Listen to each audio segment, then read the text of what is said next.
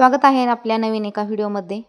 तर चला सकाळ सकाळची छान अशी वेळ आहे आणि आज आहे एकादशी। तर हे आहे आमच्या आईचं देवघर। हे बघा आमचं कुलदैवत आहे कोल्हापूरचा ज्योतिबा आणि राशींची जगदंबा देवी। स्वामींची मूर्ती पण आहे, मस्त असं देवघर आहे त्यांचं। तर चला आज घराचा थोडासा लुक दाखवते मी आमच्या तिकडच्या।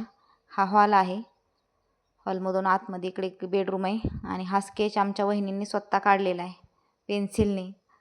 खूप छान स्केच काढतात त्या। इकडे एक राधाकृष्णाचा फोटो लावलेला आहे, मस्त आहे। आणि हे पण स्केच त्यांनी स्वतःच काढलेले बघा, बेडच्या समोरच आहे, एकदम हुबेहूब आपल्या पेन्सिलने आणि आपल्या कलरच्या साह्याने मस्त असे स्केच काढलेले आहेत। तर नंतर आम्ही गेलो होतो महादेवाच्या मंदिरामध्ये, कारण त्या दिवशी एकादशी होती।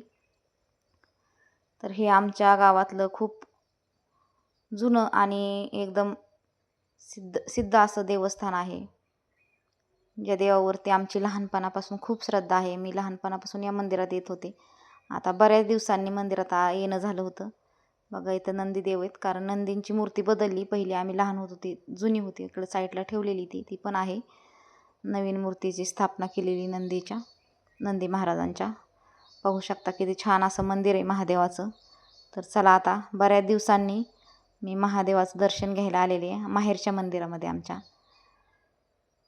तर मस्त अशी मनोभावे इथं पूजा करून घेतली।